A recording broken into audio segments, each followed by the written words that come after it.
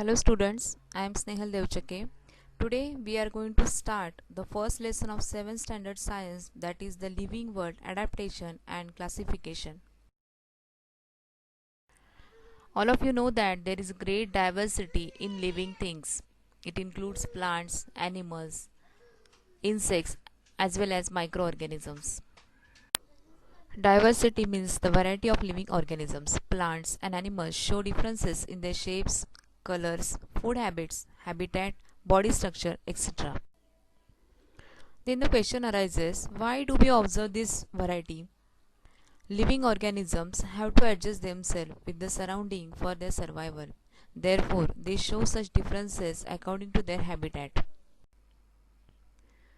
Now let us see how can we define adaptation.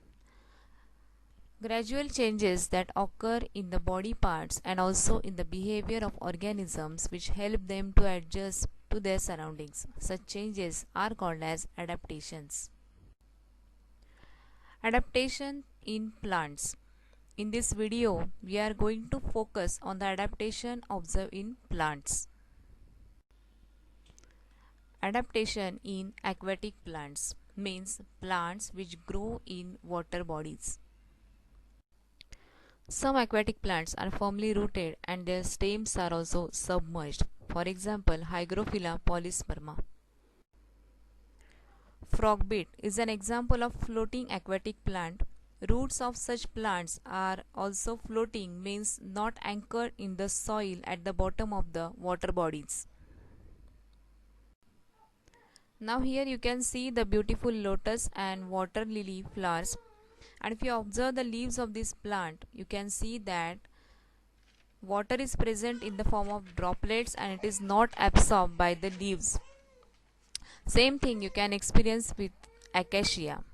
Leaves of aquatic plant Vallisneria shows ribbon-like leaves. This type of slender leaves are helpful for the plant to withstand with the currents of flowing water. Air spaces present in the stems are helpful for floating on the surface. Now let us focus on adaptation in desert plants. In desert plants, leaves are modified into thorns to reduce the rate of evaporation. Stem soaks water and therefore appears fleshy. Stem appears green in color as they contain chlorophyll. It is covered with a waxy layer. So, we can understand that stem plays a vital role in desert plants.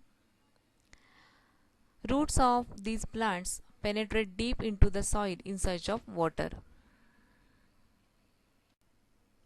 Now here you can see different types of cactus and aloe vera, which is a familiar example for all of you. You can see the stem is fleshy. Adaptation in plants of snowy region. Coniferous trees like deodar and pine you can see in the picture. Because of the sloping branches, plants like deodar and pine appears conical in shape, and because of such type of shape, ice cannot accumulate on the leaves and branches. Even if you observe the structure of houses in such snowy region, you will find that the roofs of such houses are sloping to reduce the accumulation of ice. Bark of these trees is very thick and scaly to withstand with the cold, and the seeds are present in hard cones for the protection from cold. These cones open and release their embedded seeds on dry and windy days for long distance dispersal. Adaptation in plants of forest regions. We can find herbs, shrubs, trees in forest. Trees go tall while vines take support of the trees with the help of tendrils to grow. You can see the trees, shrubs and small herbs and the climbers on this slide. The wire or spring-like structure is called as tendril, which is an adaptation shown by the climbers for support and growth. All these plants in the forest compete amongst themselves for sunlight. Adaptation in grassland plants. We can find variety of bushes and grasses in grassland. Fibrous roots, which you can see of the grass, are helpful for prevention of soil erosion. In equatorial region, we find tall grasses, while in cold region, the grasses are short, in which we can find the animals like rabbits. Adaptation for ingestion of food in plants. Let us study a parasitic plant, that is Cuscuta. Here you can see the picture of this plant, and you can see that yellow wire like stem is present. The plants like Cuscuta, which are also called as dodder, are leafless and cannot perform photosynthesis.